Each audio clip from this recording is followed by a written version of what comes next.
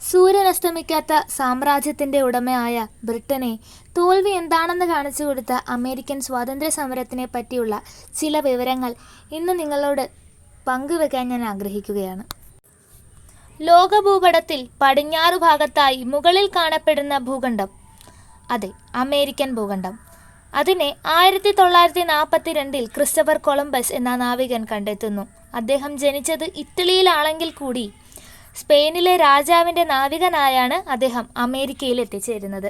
താൻ എത്തിച്ചേർന്നത് ഇന്ത്യയിലാണെന്ന് തെറ്റിദ്ധരിച്ചുകൊണ്ട് അവിടെ ഉണ്ടായിരുന്ന ആളുകളെ അയാൾ ഇൻഡീസ് എന്ന പേരിട്ട് വിളിച്ചു. അമേരിക്കയിൽ പണ്ട് മുതൽക്കേയുള്ള ആ തദ്ദേശവാസികളെ പിന്നീട് റെഡ് ഇന്ത്യൻസ് എന്ന പേരിൽ അറിയപ്പെടാൻ തുടങ്ങി.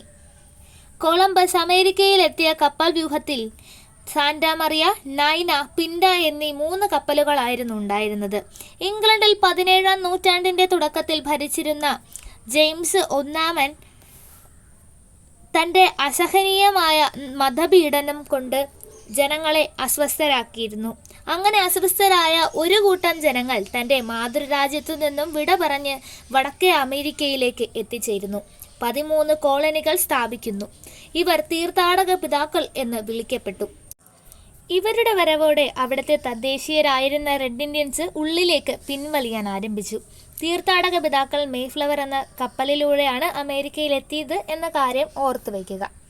വളരെയധികം സാമ്രാജ്യത്വ മോഹങ്ങൾ വെച്ചു പുലർത്തുന്ന രാജ്യമായ ഇംഗ്ലണ്ട് തൻ്റെ കോളനികളിൽ പ്രാവർത്തികമാക്കിയ ചില വ്യാപാര നയങ്ങളുണ്ട്. അവയെ മെർക്കന്റിലിസം എന്ന പേരിട്ട് വിളിച്ചു. ഇതിൻ്റെ അടിസ്ഥാനപ്പെടുത്തി എണ്ണം പറഞ്ഞ നിയമങ്ങളും നിർമ്മിക്കപ്പെട്ടിരുന്നു. Navigation act, sugar act, stamp act എന്നിവയാണ് അതിൽ പ്രധാനപ്പെട്ടത്. ഇത്തരത്തിലുള്ള നയങ്ങൾ ക്രമേണ അമേരിക്കയിലും പ്രാവർത്തികമാക്കുവാൻ തുടങ്ങിയപ്പോൾ ഇവയിൽ വെറിപൂണ്ട് അമേരിക്കൻ ജനത തൻ്റെ മാതൃരാജ്യത്തിനെതിരെ ശബ്ദമുയർത്തുവാൻ ആരംഭിച്ചു. പ്രാതിനിധ്യമില്ലെങ്കിൽ നികുതിയില്ല എന്ന മുദ്രാവാക്യത്തോടെ അവർ മുന്നേറി. ഈ മുദ്രാവാക്യത്തിൻ്റെ ശില്പി ജെയിംസ് ഓട്ടിസ് ആണ്. സപ്തവത്സര യുദ്ധം 1756-63 കാലയളവിൽ ഗംഭീരമായി നടന്നു. ഫ്രാൻസ് ഇംഗ്ലണ്ടിന് മുന്നിൽ ദയനീയമായി പരാജയപ്പെട്ടു. ബ്രിട്ടൻ്റെ കോളനികൾ തന്നെ ബ്രിട്ടനെതിരെ ശബ്ദമുയർത്തുവാൻ ആരംഭിച്ചിരിക്കുന്നു. ഈ സാഹചര്യത്തിൽ ഇംഗ്ലണ്ടിനെതിരായി ഫ്രാൻസ് കോളനികളിലെ സമരങ്ങൾക്ക് പിന്തുണ നൽകിക്കൊണ്ട് വിപ്ലവകാരികൾക്ക് ആയുധങ്ങളും മറ്റും കൊടുക്കുന്നു. പിന്നീട് ബ്രിട്ടൻ്റെ കപ്പലുകളെ അമേരിക്കൻ തീരങ്ങളിൽ അടുപ്പിക്കാത്ത സാഹചര്യം ഉണ്ടാകുന്നു. ഒരിക്കൽ ബ്രിട്ടനിൽ നിന്നും തേയിലച്ചാക്കുകൾ നിറച്ച ഒരു കപ്പൽ അമേരിക്കയിലെ ബോസ്റ്റൺ തുറമുഖത്ത് എത്തിച്ചിരുന്നു. കോളനിയിലെ സമരക്കാർ കപ്പലിലേക്ക് ഇരച്ചു കയറി തേയിലച്ചാക്കുകൾ കടലിലേക്ക് വലിച്ചെറിഞ്ഞു. 1773 ഡിസംബർ 16 നടന്ന ഈ സംഭവത്തെ ബോസ്റ്റൺ ടീ പാർട്ടി എന്ന പേരിൽ അറിയപ്പെട്ടു. ഇംഗ്ലണ്ടിനെതിരായ പ്രക്ഷോഭങ്ങളുടെ ഭാഗമായി അമേരിക്കയിൽ സൺസ് ഓഫ് ലിബർട്ടി, സ്വാതന്ത്ര്യത്തിൻ്റെ മക്കൾ എന്ന പേരിൽ ഒരു സംഘടന സ്ഥാപിക്കപ്പെടുന്നു. അമേരിക്കയിലെ സ്വാതന്ത്ര്യ സമരങ്ങളുടെ പിതാവെന്നറിയപ്പെടുന്ന സാമുവൽ ആഡംസ് ആയിരുന്നു അത് സ്ഥാപിച്ചത്.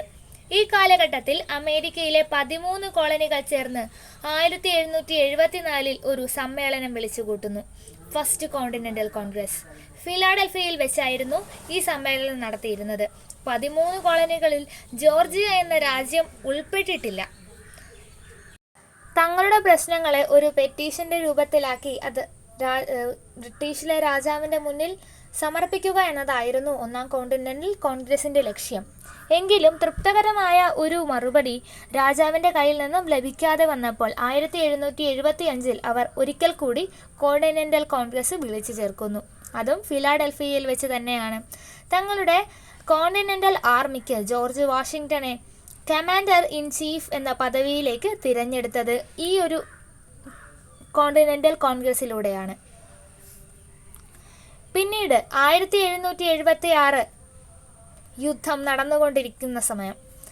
ഈ സമയം ജൂലൈ 4 അമേരിക്കൻ സ്വാതന്ത്ര്യ പ്രഖ്യാപനം നടക്കുന്നു. ബെഞ്ചമിൻ ഫ്രാങ്ക്ലിൻ, തോമസ് ജെഫേഴ്സൺ എന്നീ 2 പേർ ചേർന്നാണ് ഈ സ്വാതന്ത്ര്യ പ്രഖ്യാപനം ചിട്ടപ്പെടുത്തിയത്. എല്ലാ മനുഷ്യരെയും ദൈവം തുല്യമായി സൃഷ്ടിച്ചിരിക്കുന്നു എന്ന വരിയോടെ തുടങ്ങുന്ന സ്വാതന്ത്ര്യ പ്രഖ്യാപനം അമേരിക്കയ്ക്ക് സ്വന്തമാണ്.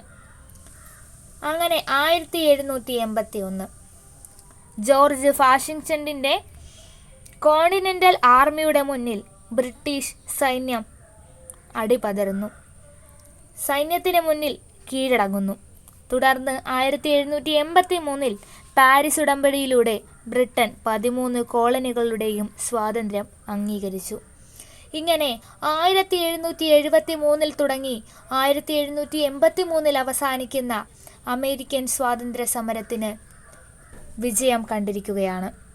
10 വർഷത്തെ തൻ്റെ പൂർണ്ണ അർപ്പണ മനോഭാവത്തോടു കൂടിയുള്ള പ്രതിഷേധങ്ങൾ കൊണ്ട് വിജയം കൈവരിച്ച ഒരു സമരം.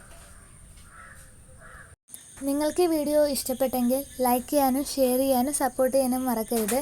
അതുപോലെ നിങ്ങളുടെ അഭിപ്രായങ്ങൾ കമൻറ്റ് ബോക്സിലും രേഖപ്പെടുത്തുക. നമുക്ക് ഇനി അടുത്ത വീഡിയോയിലൂടെ വീണ്ടും കാണാം.